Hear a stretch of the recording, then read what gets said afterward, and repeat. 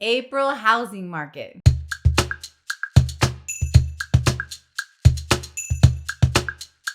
Welcome to spring, and here we go. Okay, so what's on the topic right now is inflation, and it's causing us all kinds of turmoil in the market. Basically, the Federal Reserve stimulated the market over COVID. So the last 2 years, the Federal Reserve dumped in an obscene amount of money into mortgage-backed securities to keep rates lower than what they ever would have been. So they were manipulated rates during this time period, right? So because of that, now we're seeing inflation in housing like nobody's business. The prices of houses, I just read an article this morning that said the average house in 2021 raised 31%. In no way is that healthy, okay? But good for you homeowners out there because you have a lot of equity in your house. So because of all this, now how I look at it is the Fed's going to unstimulate the market.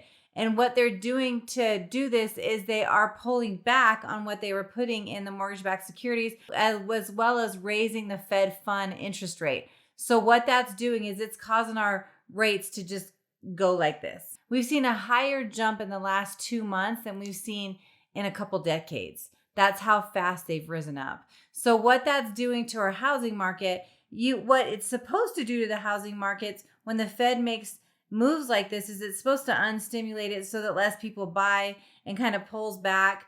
But we're not seeing that yet. I don't know if we will in the future because I think COVID did make home ownership more important. I know we've talked about that for a long time, how important home is right now. So we're still seeing multiple offers on houses, especially in certain price ranges. If you're anywhere like, I would say even under 500,000, you're definitely going to get multiple offers, but still anywhere under 700,000, you're still going to be fighting offers out there. So it's still very, very competitive when you're out looking at houses. And then a lot of times what's happening is you're having to write over appraised value to get into the houses. So if you just sold a house and you gained a crazy amount of money because people paid over appraised value for your house, just understand that you're going to have to do that when you're buying a house too. So, and what I want to try to relay on this update too is that rates are higher than they were, right? But rates went down. So the last 2 years, we've been so spoiled with rates. Rates went down to levels that we've never seen before, ever. When 9/11, they didn't get that low. During the mortgage meltdown, they didn't get that low. They have never been as low as they were during COVID. So our perception on rates might be a little bit skewed. Where they are right now is kind of going back to normal. So a lot of people are like, they're so high. No, they're back to normal right now. Like this is a normal range for rates. So I don't want, I want to make sure that the perception is looked at correctly when we're looking at interest rates. As far as housing is concerned, we're still seeing really low inventory on houses. So until the builders can get caught up, and the reason why they're having such low inventory is they're still having a delay with the supply and demand that's coming in. So as far as the housing market's concerned, we're still seeing a lack of inventory. So basically the builders aren't able to build houses quick enough to be able to support the demand out there. As far as the housing is concerned, when you're out looking at houses, there's still a huge lack of inventory because of the supply and demand issue. So basically builders that are building are trying to catch up. They would love to catch up, but because they can't get a lot of their supplies in, they're only able to build a certain amount per month, per week, per year, right? So that's causing a lot of the inventory problems.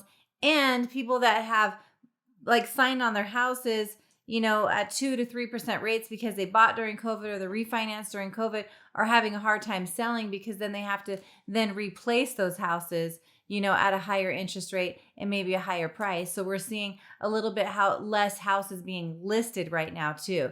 And then the other part that we're looking at is because of the lack of inventory, the demand with houses right now, the amount of people that are able to buy houses is greater than it's ever been before. So the demand to buy houses is causing a shortage on the rent side too. So rents are going crazy high, which is adding to people wanting to buy houses.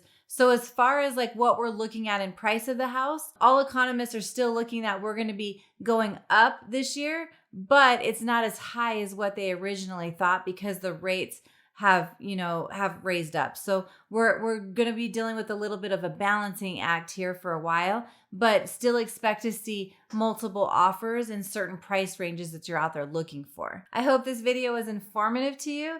If you have any questions or you want me to run some numbers for you directly, I'm more than happy to do so. I still believe wholeheartedly that there is no better thing in this world than to be a homeowner. That's your sanctuary. That's your foundation. It builds so many things owning a home. So let's get you into your home.